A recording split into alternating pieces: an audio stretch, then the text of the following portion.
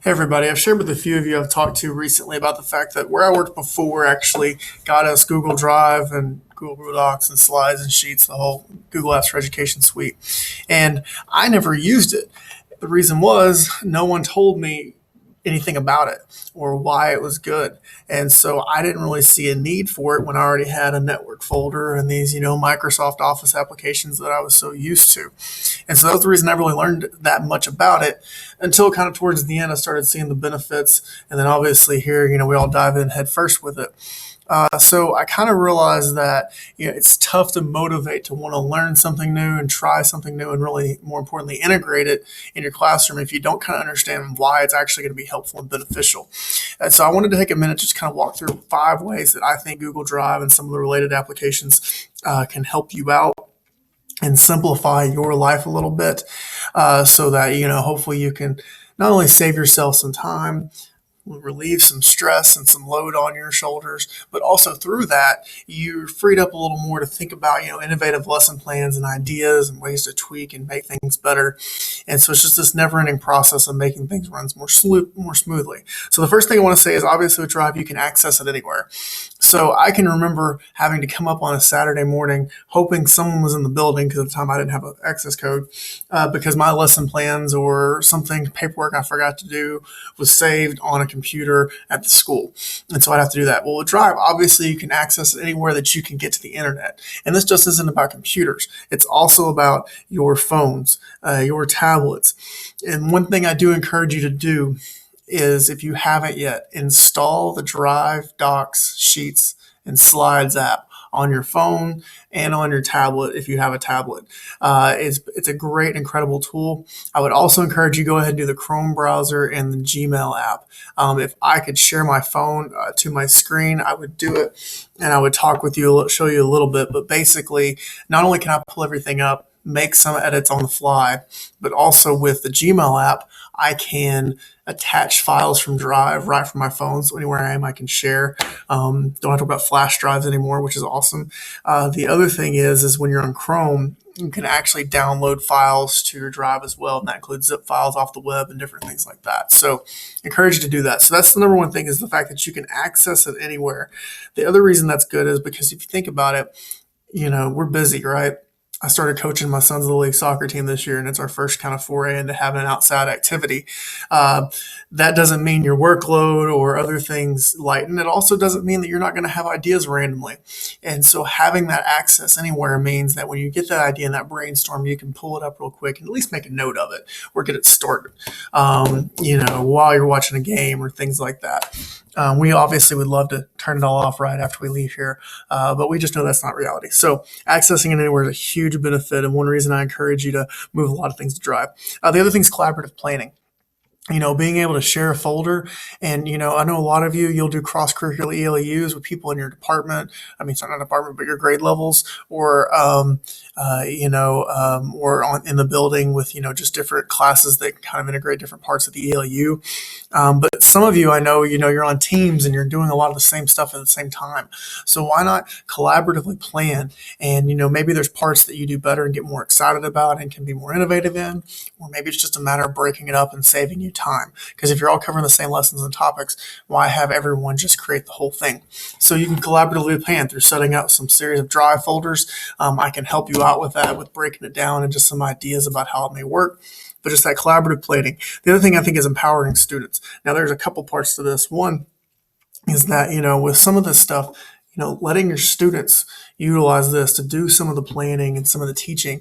I had to do a lesson when I taught web design, and the first teak was always basically talking about the history of the internet and copyright law, which are really exciting lessons. And so I would just have the kids come up with innovative ways to teach it to their classmates and how they would want to know it and want to hear it instead of having to listen to me. And so, putting that idea of planning and teaching on them, and with all these Google apps and with Drive, it makes that process a lot easier, not to mention the fact that they can share it with you so you can use it later, reuse it, and those kinds of things. So the other piece of that is I don't think our kids realize the tools that they have at their hands. I know many of you have found that even though we know kids have lots of technology, they don't necessarily know how to use it in a real application, of, be it work or kind of school related type activities, productivity. So we obviously know we need to teach those skills, but I don't think kids really know what power they have at their hands and how cool it is that they can access and work on these files at different places. So I encourage you with them to empower them to know and realize some of the things they have at their disposal through having them install some of these apps on their devices. If you teach a grade level where kids have lots of devices, through doing that, but then also through the more that you use Drive, even if sometimes it's a beating because you're having to change things and try something new, you're still opening doors for your students and you're still kind of giving them knowledge that they so desperately need. So I encourage you to persevere and stick with it. Other thing is copyright friendly sharing. I know I sent the email out and I kind of wanted to explain a little bit. So what happens is when you upload a file to the school website, it puts it on a database and they kind of give a link to that file. It's like a file path. And the thing is, that file doesn't go away from the database unless you physically delete it. And that link doesn't go away unless you physically delete the file. And so you putting the resource out digitally is not what violates copyright. What violates copyright is that link to the file that's on the website indexes on Google to where when you search for that resource, our website loves to pop up. Google loves our website. So that's the violation. It's not sharing it digitally, it's that link showed up. Well, if you share using Drive, using Google Classroom, some of those apps, you can still share that stuff digitally so you don't have to make the copies, track things down, all that kind of stuff. But it's in a copyright friendly format because only the people access it that you give permission to, and you're following the guidelines that, teachers pay teachers and other things have done. So you can share files digitally. It's just when you do it through the website, it shows them on Google and anyone in the world can get to it. But if you do it through Drive, you can control the sharing and make sure you're within the copyright guidelines. So that's another big thing. There are lots of connected apps that I could show you and help you out with if you're trying to figure out ways to do tools that integrate this.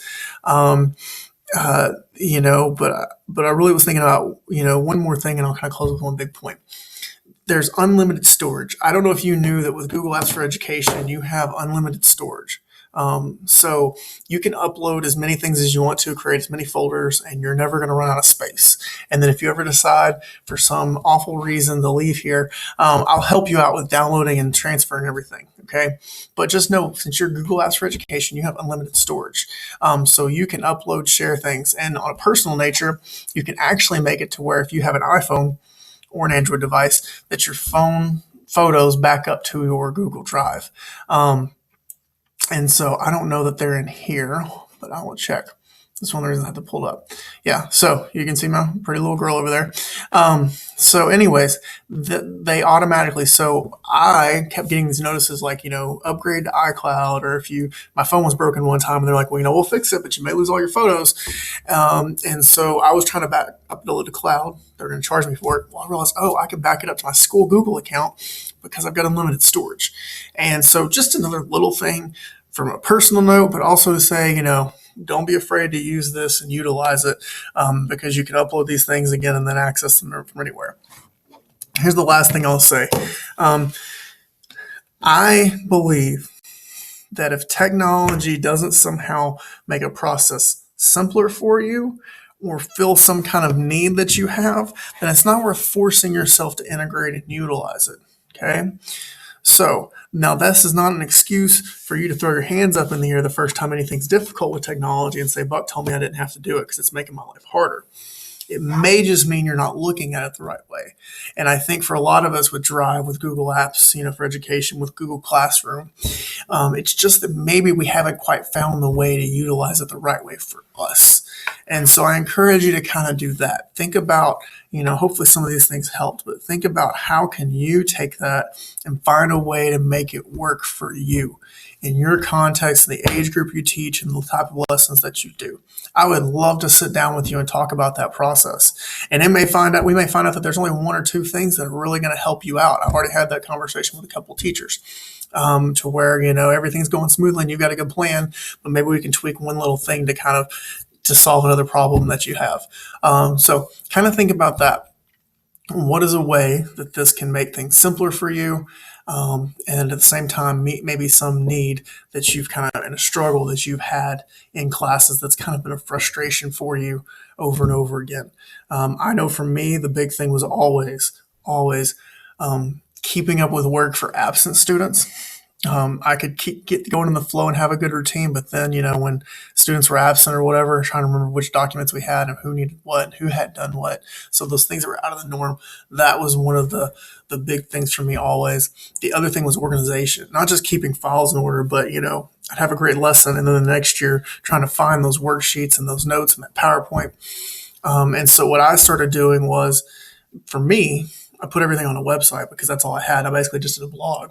But for you, you could do it through Drive, through Google Classroom, to where it's just there. It's posted. You reuse it the next year, and it takes care of that. So that was my need. And so for me, at the time, I did a blog because I could simply post the files and then just reuse the post as I went. If I was doing it now, I would probably do Google Classroom, definitely mixed in with some Drive folders.